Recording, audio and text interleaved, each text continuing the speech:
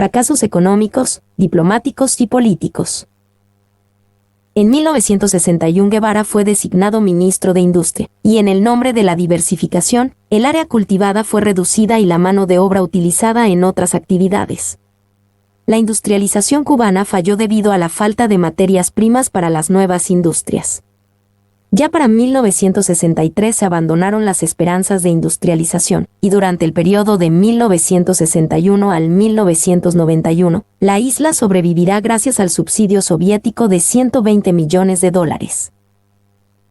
Como jefe de la delegación diplomática cubana en la Conferencia de Punta del Este, en su discurso durante la quinta sesión plenaria del CIES, el 8 de agosto de 1961, predijo lo siguiente: la tasa de crecimiento que se da como una cosa bellísima para toda América es 2,5% de crecimiento neto. Nosotros hablamos de 10% de desarrollo sin el menor temor. 10% de desarrollo es la tasa que prevé Cuba para los años venideros. ¿Qué piensa tener Cuba en el año 1980? Pues un ingreso neto per cápita de unos $3,000, más que los Estados Unidos actualmente. El per cápita de Cuba solo fue de $1,873 en el año 2004. En el periodo comprendido de 1960 a 1979, Cuba fue el único país de la América Latina con un crecimiento promedio negativo del PIB. Durante la década del 1991 a 2000, el promedio anual del PIB fue de menos 1,9%, en penúltimo lugar entre los países de la América Latina, superando solamente a Haití. 7. Este resultado es atribuible en gran parte a los nefastos efectos de la política económica del Che sobre la economía cubana. En 1959 Cuba ocupaba el segundo lugar de riqueza económica en América Latina. Durante la crisis cubana de los cohetes en octubre de 1962, el Che apoyó a Fidel en la confrontación nuclear con Estados Unidos. Che se decepcionó cuando Khrushchev decidió retirar los cohetes, ante la amenaza de una guerra nuclear. Ver las memorias de Nikita Khrushchev. Él le dijo al reportero británico Sam Russell del periódico socialista Daily Worker que si los cohetes hubiesen permanecido en Cuba, los hubiésemos utilizado contra el mismo corazón de los Estados Unidos, incluyendo a Nueva York. Nunca debemos establecer la coexistencia pacífica.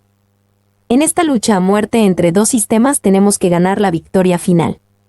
Debemos andar el sendero de la liberación incluso si cuesta millones de víctimas atómicas. En su odio profundo contra los Estados Unidos, este monstruo de crueldad no vaciló en apoyar el confrontamiento nuclear sin importarle un comino que tal acción sellara el aniquilamiento del pueblo cubano y de gran parte de la humanidad. El 11 de diciembre de 1964, durante su primera intervención en la Asamblea General de las Naciones Unidas, el Che dijo: como marxistas hemos sostenido que la coexistencia pacífica entre las naciones no incluye a la coexistencia entre los explotadores y el explotado. Como representante del gobierno cubano fue severamente atacado debido a las ejecuciones por fusilamiento sin ningún tipo de proceso judicial y evidencia requerida en un Estado de Derecho. Guevara, en su segunda intervención, haciendo uso del derecho de réplica, respondió: nosotros tenemos que decir aquí lo que es una verdad conocida, que la hemos expresado siempre ante el mundo. Fusilamientos. Sí, hemos fusilado, fusilamos y seguiremos fusilando mientras sea necesario. Nuestra lucha es una lucha a muerte.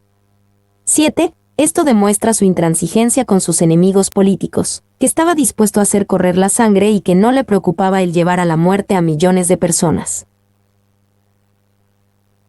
En respuesta a una pregunta de Richard Hotelet de la CBS en el programa Ante la Nación, New York, 14 de diciembre de 1964, el Che contestó: el camino para la liberación de los pueblos, que será el camino del socialismo, marchará a través de las balas en casi todos los países, y puedo pronosticar con tranquilidad que usted será testigo.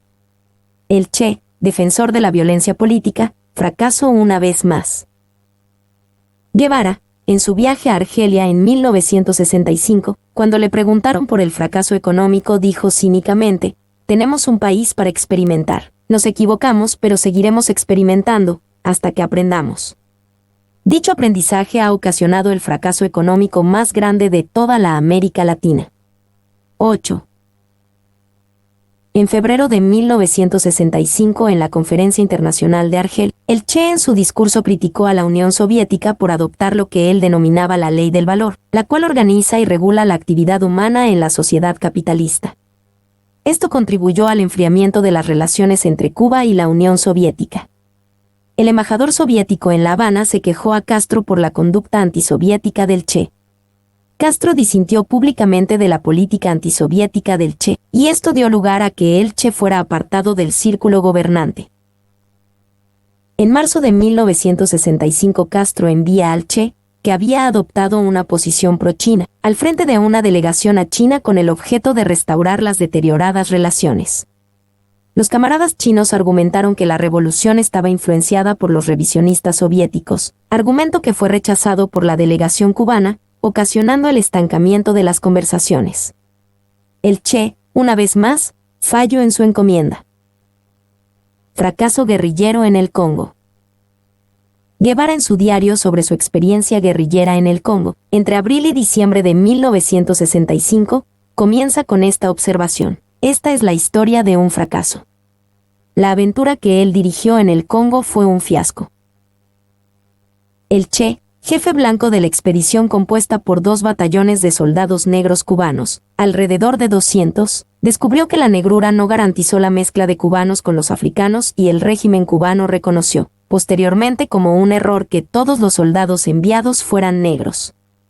Los negros cubanos eran extranjeros, que se consideraban superiores y trataban con gestos de desprecio a los congoleses, que resentían dicho trato. Mi nombre es Demim.